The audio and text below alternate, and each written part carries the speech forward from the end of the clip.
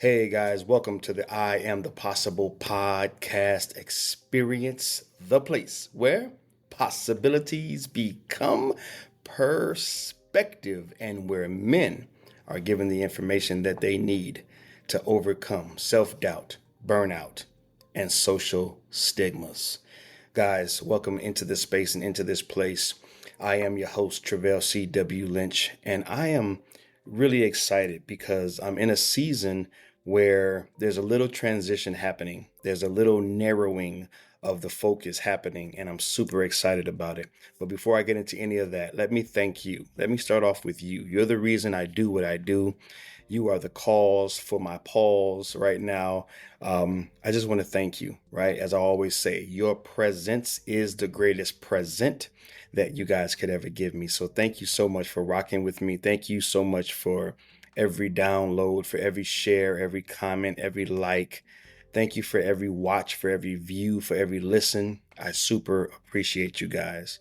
Now, before I get into today's episode, I just want to say that in this season of transition, I just want to kind of let you know that the next couple of episodes, they're going to start to move and gravitate toward really targeting Christian men.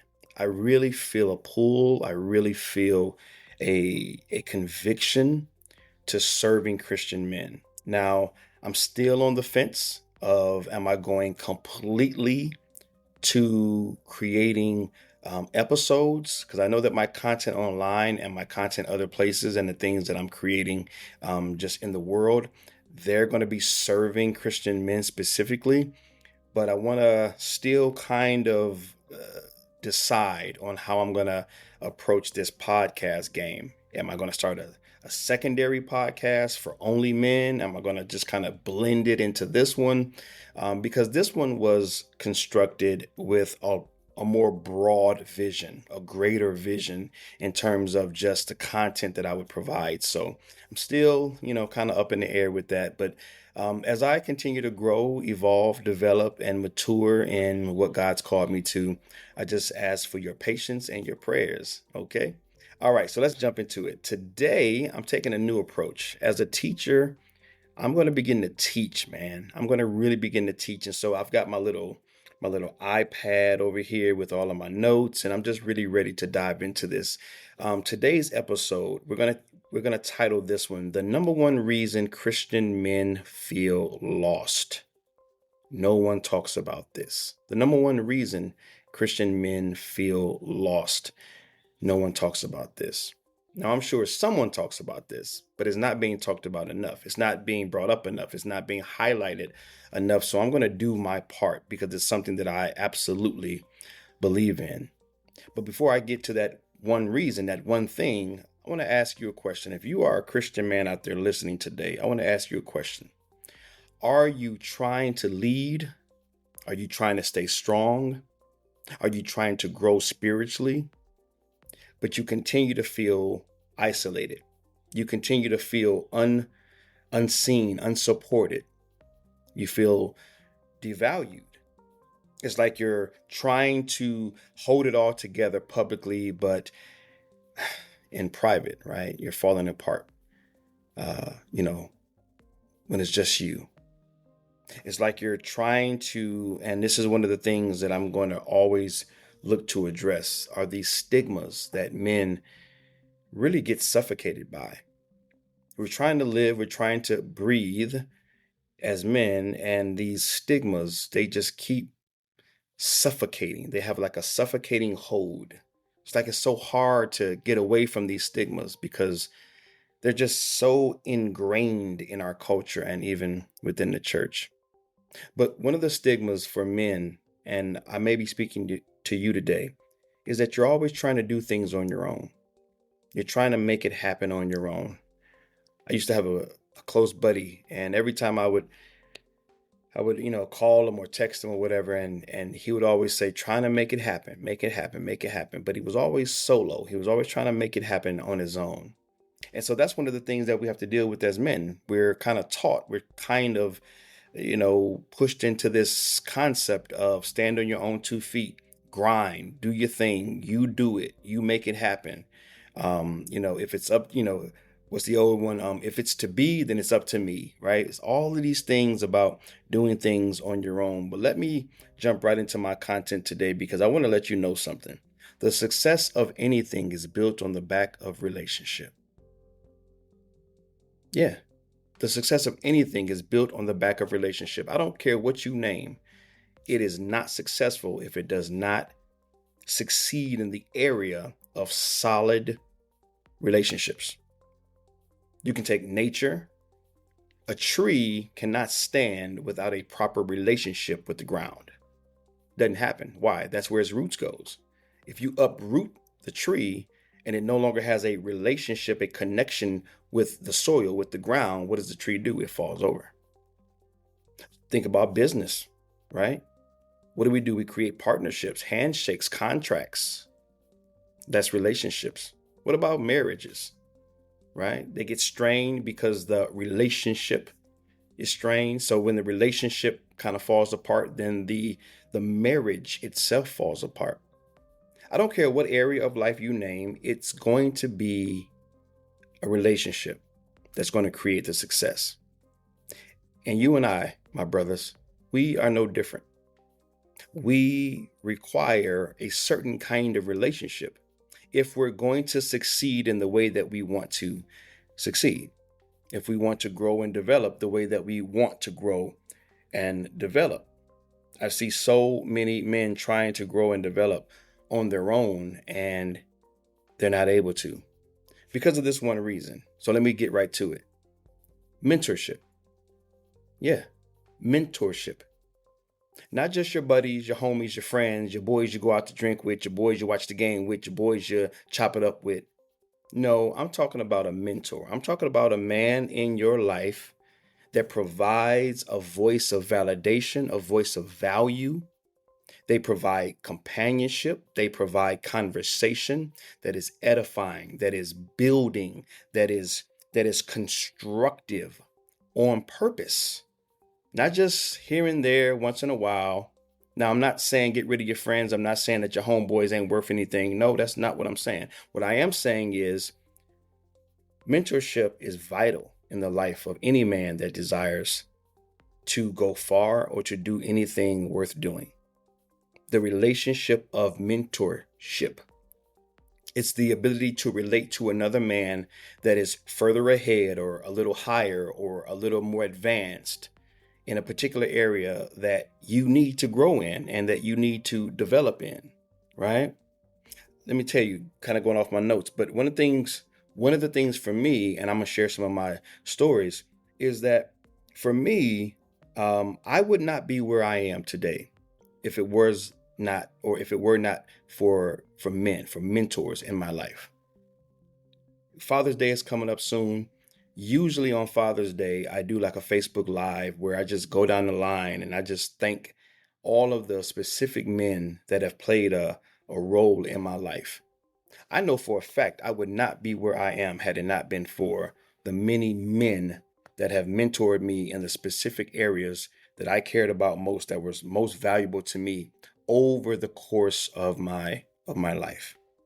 Since about the age of 23, I've been fortunate enough to link up with another man that, and I'm kind of going to jump the gun a little bit, as I always do, that has the kind of character and the kind of morality and the kind of man that looks like I want to look, right? Not aesthetically, not on the outside, but they carry a certain, I don't know, just a sense of manhood, a sense, they're like a model of what I desire in my own life. And I've been very fortunate.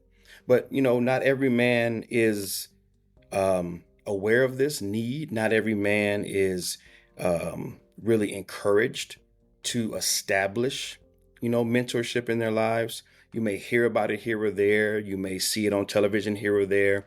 But I'm talking about a real push, a real quest for establishing and maintaining mentorship in your life. This is the one reason that we as Christian men, we feel lost. Because many times we want direction.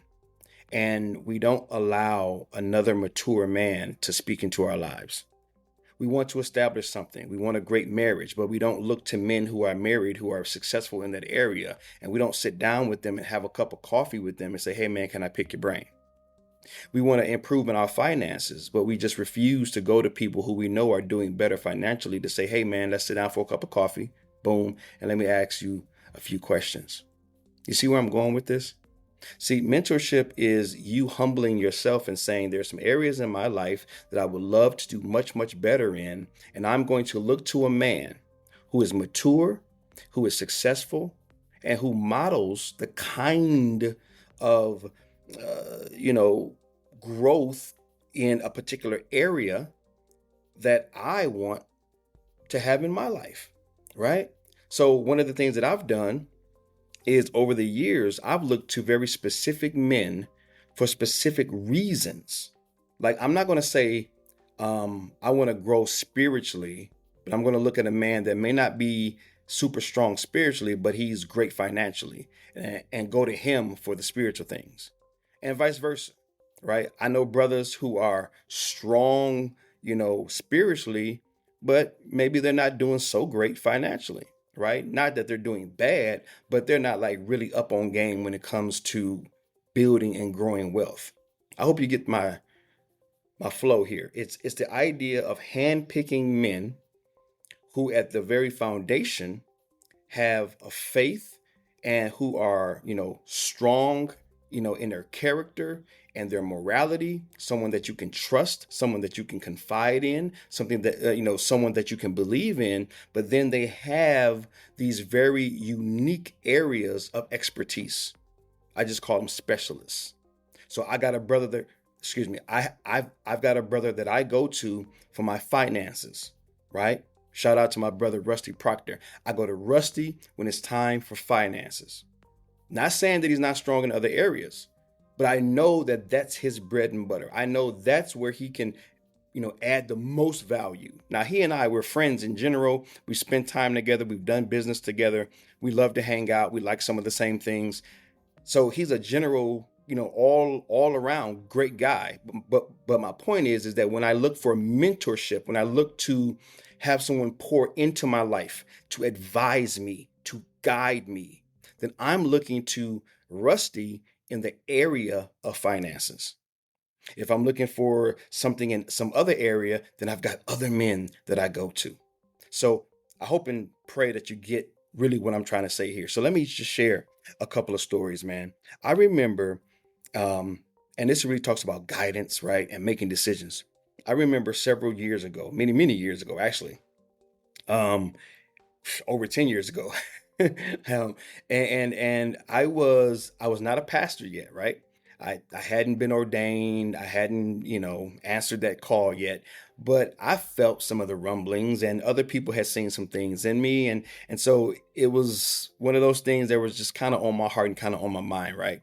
And so I remember sitting down with Dwayne Cantrell, man. Shout out to my man, Pastor Dwayne, Dr. Dwayne Cantrell. He's since moved on to a church, starting his own church with his wife, Angel. They're out in Bakersfield now, but at that time he was in our local church, Pasadena Church, and he was just a pastor on staff. And he and we had a great relationship. And he was working over at Maranatha High School, and he had an office up on the second floor. And I remember one time going over there, maybe it was for like lunch or something like that, and we were having a conversation about being a pastor. And at that time, again, I hadn't said yes to it, right? And so I remember kicking back with him and like talking about it. And I remember Dwayne was like, man, a pastor? Because I had shared with him all of the reasons, right? I had my laundry list of all the reasons why I didn't want to be a pastor, right? It was like, man, that looks boring. That ain't my alley. That ain't my lane. That ain't up my alley. But then he gave me, which I'm going to get into later on, he gave me a dope perspective. It was really a truth. But he said, Treveal, a pastor is a shepherd. There's no one way to shepherd anybody. Like, you giving me this laundry list of why you don't want to be a pastor because you think a pastor is Sunday morning preaching. You think a pastor is a robe and a choir. You think a pastor is the grand poobah chairs up on the stage. All of the stuff that you ain't really rocking with. You have this, you've got this diluted, maybe foggy perspective of what it means to be a pastor. He's like, a pastor is a shepherd. Do you have a shepherd's heart? Do you want to care for the flock? Do you want to mentor? Do you want to coach? Do you want to cover other people? And I was like, yeah, that makes sense. He was like, there's no one way to shepherd people. And so that opened up my heart and it opened up my mind. And I believe that it was critical, right? It played a huge part in me later on fasting and praying and allowing God to reveal to me that, yes, I've called you to be a pastor. As a teacher, I've called you to also shepherd in a very specific way, right? But it was through looking to Dwayne, through his mentorship, through me submitting to another man's voice who was further along and more mature than me, right? It was my humility, you feel me? It was me getting over the stigma that I got to do it on my own. I got to do it by myself. I got to figure it out myself. Do you know how long it's going to take for you to figure it out yourself? Like, save yourself some time. Stop trying to figure it out yourself. Just get a mentor. Okay? So that opened me up, man. The other thing that I wanted to share was that one of the major things that I've discovered, and I don't know if you guys, if you guys feel this way too. There's something about companionship and conversations, like having another brother in your life that you can go and talk to and share things with and be honest and be transparent. And you don't got to fake it. You don't got to look a certain way, sound a certain way, be a certain way. Like, you can just be yourself around that brother, knowing that that brother is going to hold space for you. In other words, he's going to show up with the intent of being of service to you, not distracted by other things and not trying to push any agenda.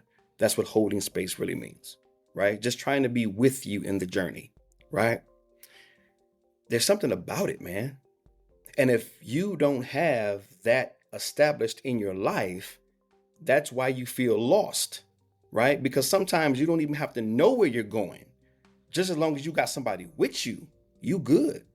And that's what a mentor does. Sometimes you don't know where life is taking you. You don't know what's around the corner. But as long as you got another brother in your court with you, you got another brother side by side, locked arms, shoulder to shoulder, you got somebody else with you, then you can continue to take the next steps forward.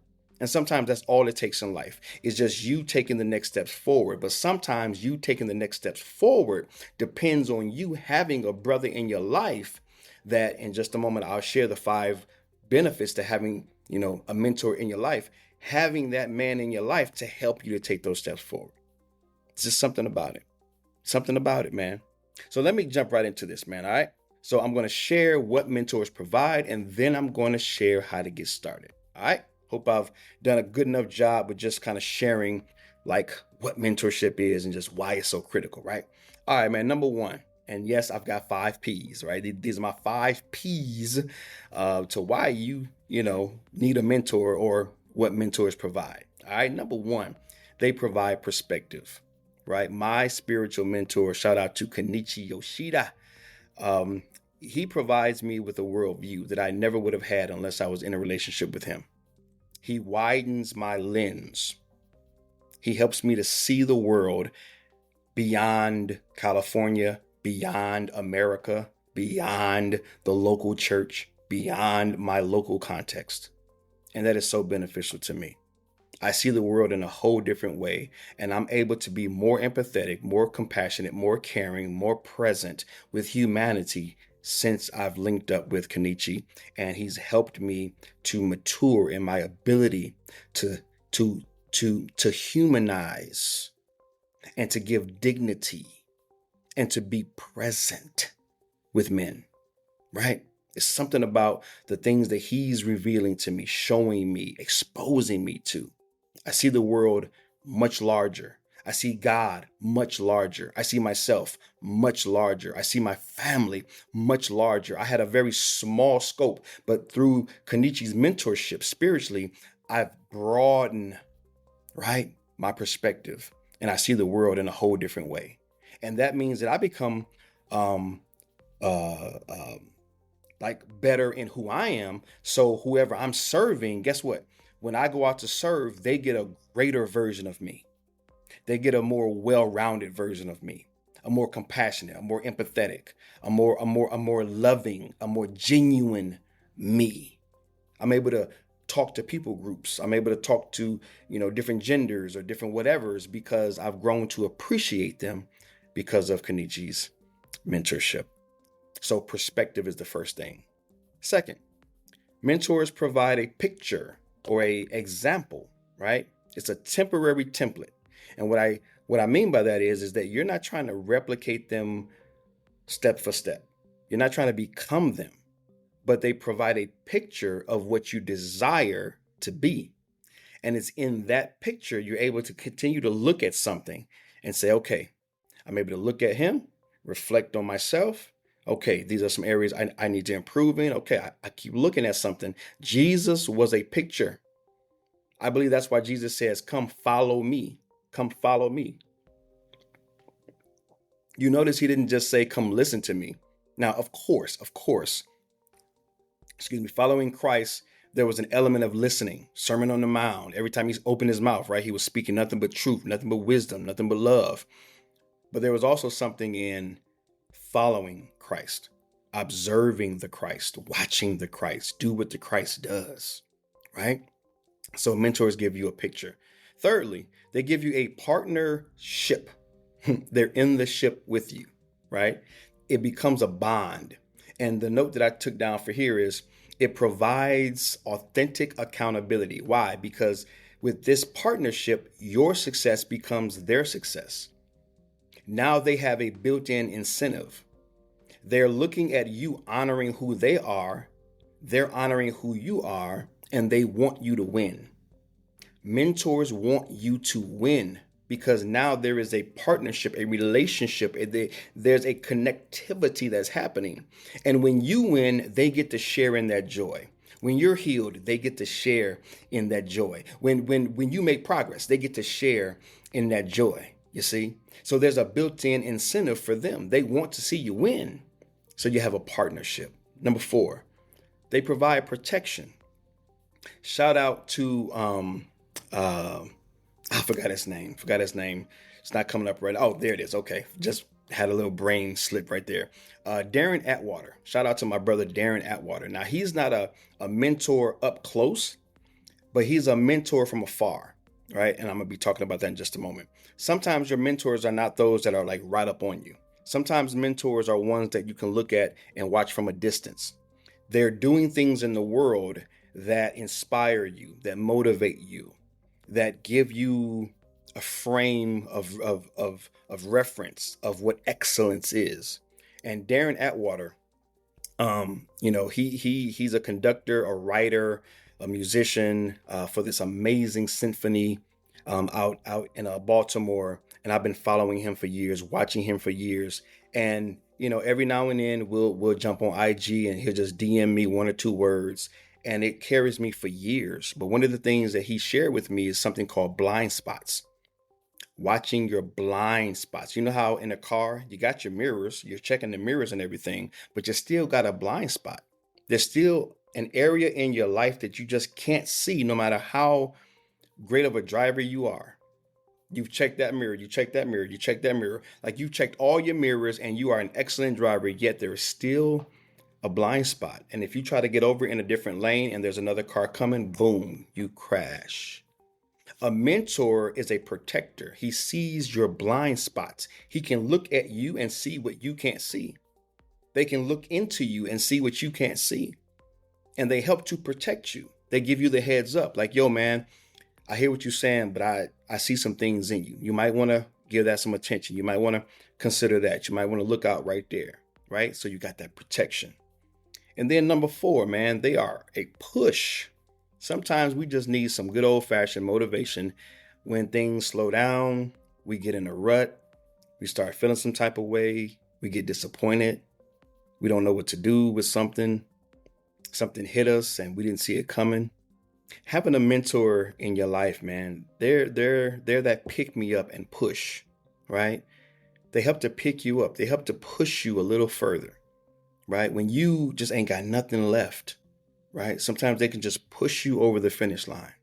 You ever see those races where athletes they're just, maybe like a marathon or something. They're just at a couple of yards out from the finish line and their legs are buckling. Just the acid is built up in the legs and they're just depleted and they just ain't got no energy stores left. All the, glucose and everything then just dried up and they're just collapsing. And then there's that one person that comes along and just says, you know what? We gonna get across this finish line together. We're gonna get across it together. That's what I think about when I think about a mentor. We're gonna cross this line together. I'm gonna pick you up. I'm gonna help you get across that finish line. I'm not gonna let you stay down. I'm not gonna let you not finish. That's what I want to be for you. That's what I want to be for you. Let me just do the shameless plug here. I am starting a Facebook community. I'm starting with Facebook because they're the easiest to kind of get going. Won't cost me anything, but I'm sure I'm going to at some point transition it to something a little bit more stable. But I'm going to be kicking off really soon a online coaching community where I can just mentor men. Won't cost a thing. Just an act of service, a way that we can continue these kinds of conversations and help every man get a mentor in their lives. I believe in it that much. All right. So if you are a brother and you are listening and you are interested in a mentor, this is how you want to get started. Number one, I want you to pray for alignment. If you don't have a mentor and you want a mentor, this is how you get started. Number one, pray for alignment. Pray that God gives you discernment and gives you alignment. You need someone who works with you, right? You have to have some things in common and you just have to have some things where you're just a good fit, right? So pray for discernment and look for that good fit. Number two, look locally. Start locally. All of the brothers that I connected with were back in Toledo here in California, but they were in my local church or I met them like at the gym or something like that. Like wherever you already go, start looking there. You don't have to get online and start, looking all somewhere else. Just local, right where you already are, in the spaces and places that you already visit, where you already spend time. Do that. Half of mine came from church, from the gym. Where else? Those are the only two that really come to mind right now. But the point is, I found my mentors in places and spaces that I was already spending time in. All right, let's not overcomplicate it. Number three, seek a man that possesses the character traits that you desire. Right? So they have to be, or they at least should be, someone who inspires you, someone who, by their very presence, pulls you forward. Right? They have to be someone that you look to and say, yeah, that's the kind of guy I want to be. That's the kind of man I want to be. Right? So you want to look for men who possess that character trait that you desire to create within yourself. Fourthly, ask directly, set the expectations. So when you do identify a brother and you say, hey man, can I treat you to a cup of coffee, whatever? Hey, I was thinking about getting a mentor and I was wondering, would you be willing? Whatever, right? Start small, right? Once a month, whether it be a call, it can start off as text messages, phone calls, or at the local coffee shop, whatever that looks like for you. But you want to ask these brothers directly. Let them know that you're looking to grow in some areas. You're looking to, find some direction in life. You're looking to grow and level up in these specific areas of your life. And let them know your intention and let them know that you've been watching them and that you see that they possess the kind of things that you want to possess. Let them know that directly so that they are very clear about the ask, so that there's no miscommunication or misunderstanding. And now you have expectations of them, but then they're not providing them because they never knew that you saw them that way. Tell them that you see them as a potential mentor and you would like them to consider mentoring you and start small. Start small. Let it grow from there. If you guys are clicking and things are popping, then hey, like brothers do, we're going to find ways to hang out. We're going to find ways to increase the frequency of, getting together and chopping it up. So start small. And then lastly, if none of that stuff locally works for you, then I will suggest that you join some sort of online community group, right? Like the one I'm starting. But something, a meetup group. This could be brothers that you don't even, know, but there's some meetup groups locally in your area. My point is that if you can't find men that are just readily available, then yeah, open it up to spaces and places that you don't go very often, that you can plug into, listen, watch. And when you identify somebody that they might be a good candidate, they might be a good fit for me, then that's when you want to go ahead and make your move and go ahead and ask them and see about, making that connection. All right. But again, man, in closing, like I said, I don't know the name of it yet. And, how it's all going to fit together, but I will be including that information in the show notes. I will be including that information in upcoming episodes as I develop that Facebook group, because I want anyone who is interested to be able to get the mentorship that they desire and that they deserve. All right. So that's it, man, for this one. Go ahead and wrap it up, man. I hope and pray that you guys have received some value. If you are a man and you know another man that might need this episode, please pass it on. It only takes a few seconds to hit a button somewhere on your smartphone, hit a share, and go ahead and text it or send it out. You know how we do. But that's it, man. I love y'all. I'm praying for y'all. I believe in y'all, man. Thank y'all so much for rocking with me once again. Some of you guys are listening, but if you are listening or if you're watching, right, I am continuously looking to grow my YouTube channel. So if you are not watching this on the tube, you should be watching on the tube. Okay, so please subscribe to my YouTube channel. Let other folks know about the YouTube channel. It is I Am the Possible on YouTube. Would love to have you guys subscribe and hit that notification bell so that you can be notified each and every time I drop new content. All right. Love y'all for y'all support, man. Love y'all for y'all presence. You guys are awesome. Until next time, man, this is Treveal C.W. Lynch. This is the I Am the Possible podcast experience, the place where possibilities become perspective and where men can get the information that they need to overcome self-doubt, burnout, and these social structural stigmas. You ain't got to man up. You got to find a man to link up with. You feel me? You dig? All right, man. See y'all next time.